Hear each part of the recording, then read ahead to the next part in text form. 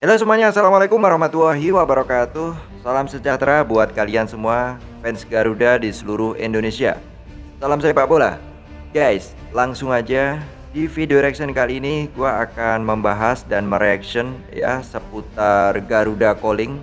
Sudah ada 27 pemain yang sudah diumumkan oleh PSSI ya, pilihan Patrick Kluivert ya. Namun apakah dari pemain itu masih ada lagi yang dicoret ya? Dan seperti yang kita ketahui ya, kemarin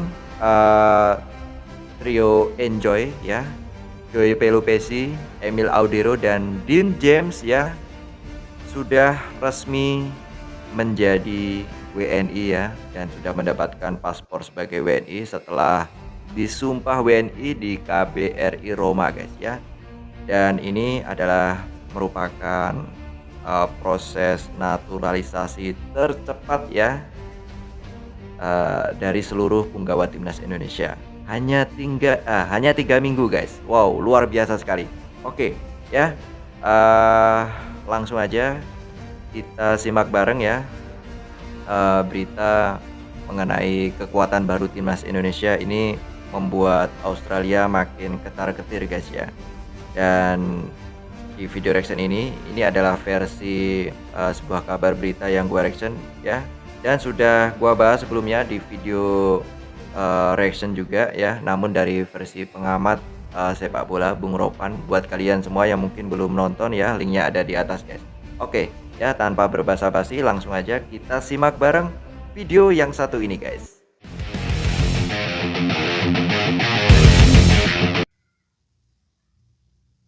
Wow, pesan positif dari Mimin ya, mulai sekarang stop judi dalam bentuk apapun. Ya, media berita yang gua reaction berasal dari channel YouTube GALZ. Buat kalian semua yang mungkin baru menemukan channel gua lewat video reaction ini dan belum subscribe, please buruan dukung channel gua dengan cara apa? Dengan cara yang cukup mudah tentunya ya. Cukup tekan tombol subscribe, like, dan share. Dan jangan lupa juga tekan tombol loncengnya supaya kalian semua tidak ketinggalan update terkini seputar timnas Indonesia yang bakal gue reaction. Sebelum ini mungkin nggak ada yang nyangka kalau timnas Indonesia bisa menjadi seperti sekarang ini. Yap, tentu masih teringat jelas ketika Indonesia selalu dianggap tim hore atau bahkan lumbung gol ketika tampil di level Asia. Akan tetapi untuk saat ini jelas situasinya berubah, di mana tim Garuda mampu tumbuh jadi tim yang nggak bisa lagi disepelekan. Nah, berbicara soal peluang tim Garuda di round 3 ini, kecuali Jepang, secara matematis kita masih punya peluang yang sama dengan tim lainnya yang dianggap lebih berpengalaman. Akan tetapi melihat komposisi Garuda Calling yang baru aja diumumkan, membuat banyak pihak merasa kalau Indonesia beneran dianggap memiliki kekuatan yang berbeda. Bahkan media seperti ESPN sebelum ini juga pernah menyebut jika Indonesia sangat berbeda dari yang sebelumnya. Meskipun begitu, nggak sedikit juga yang merasa kalau masih ada banyak kejutan lainnya dari tim Indonesia. Bersamaan dengan masuknya tim pelatih baru, pemain baru, penasehat teknis, hingga nantinya Dirtek baru, membuat Indonesia seolah seperti sedang memakai topeng untuk menyembunyikan jati diri mereka. Ya, kita semua fans Garuda terkejut guys ya. Bener, ini mengejutkan. Karena apa? Dari 27 pemain yang diumumkan kemarin ya, masih ada nama Hoki Caraka, Muhammad Ferrari, dan Arhan Pratama ya. Nggak ada perubahan gitu guys. Ya, kecuali ada nama Ole Romeni dan 3 pemain yang baru aja disumpah WNI kemarin guys. Lantaran semua tim kecuali Jepang terlihat saling mengalahkan.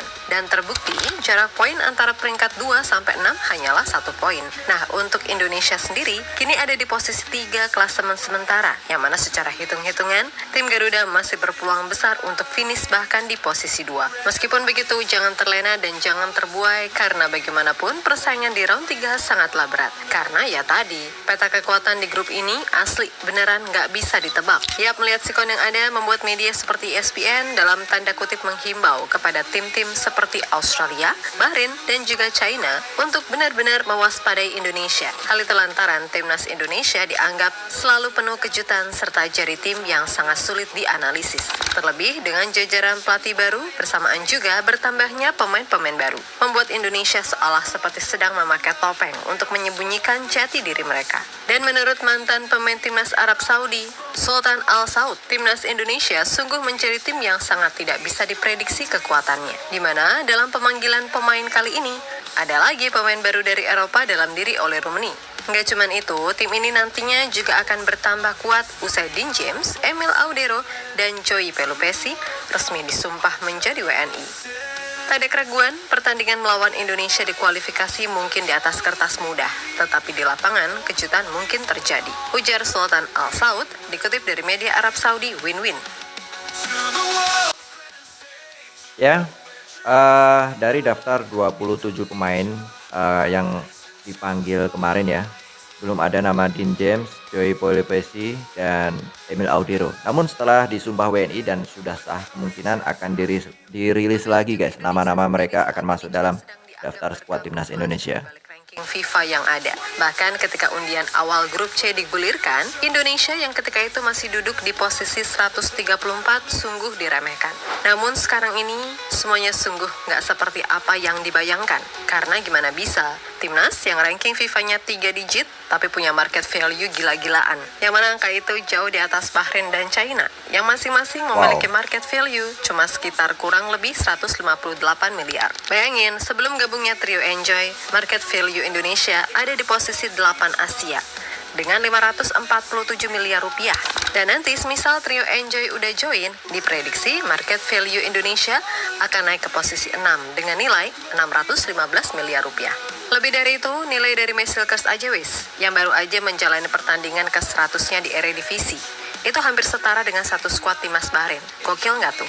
Lalu bayangin aja, tim yang bahkan nggak pernah menang Piala AFF, sekarang punya pemain-pemain yang berkarir di Serie A, Eredivisie, Jupiler Pro League, Championship, MLS, dan musim depan ada yang di Bundesliga. Serta punya pemain yang pernah main di level Liga Champions, Europa League, ataupun Conference League. Kemudian timnas Indonesia sekarang juga diisi jajaran pelatih yang statusnya legenda besar.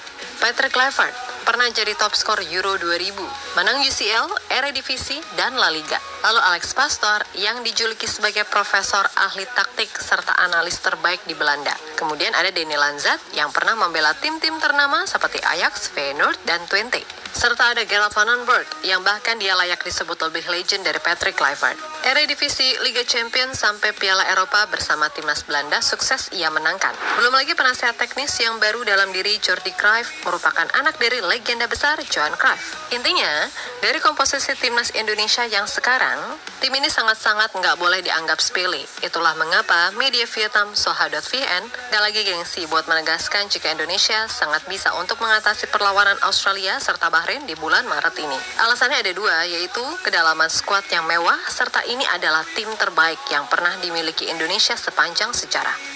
Dengan skuad yang sangat kuat saat ini, timnas Indonesia dinilai mampu meraih poin penuh dalam 2 laga lanjutan kualifikasi Piala Dunia 2026. Tulis media tersebut. Wow, ngeri sekali guys ya. Sebelum Trio Enjoy gabung ya, disumpah WNI, nilai skuad timnas Indonesia itu 547 miliar ya. Namun setelah mereka kemarin resmi disumpah WNI, nilai total skuad timnas Indonesia adalah 615 miliar. Fantastik. Kali ini diketahui membuat Australia cukup khawatir. Dan menurut Sandy Walsh dalam podcastnya bersama The Highway, pemain 29 tahun menceritakan perihal kecemasan yang melanda tim Kangguru. Di mana Sandy yang kini main di Yokohama FC Marinos berada satu tim dengan Thomas Deng, salah satu penggawa The Socceroos.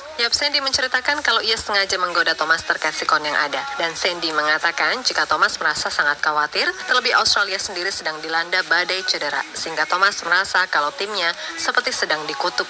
Saya banyak berbicara dengan rekan setim saya dari Australia tentang pertandingan tersebut. Dan ya, mereka agak khawatir. Dan hal itu seharusnya terjadi karena Indonesia akan datang. Kami siap dan bersemangat melawan Australia, khususnya laga kandang. Mereka punya banyak cedera dan mereka punya cedera di posisi-posisi penting. Dan saya mengirim mereka untuk menggodanya setiap kali pemain Indonesia itu membuat postingan tentang pemain lain yang cedera. Dan dia seperti, ya Tuhan, menurutku kita dikutuk atau semacamnya. Tapi saya bilang, saya tidak tahu.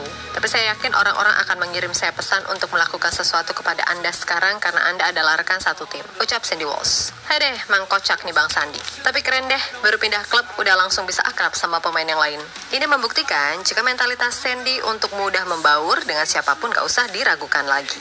Dan berkaca dari cerita Cak Sandi, kembali lagi, ini harusnya Cak bisa Sandi. bikin tim Garuda nggak boleh minder meskipun main away. Wow, itulah cerita dari Sandy Walsh ya, yang mengabarkan bahwa Australia merasa dikutuk guys ya, dan khawatir akan menghadapi timnas Indonesia. Ah, jangan-jangan ini karangan Mimin aja nih guys ya. Sorry, bercanda Min.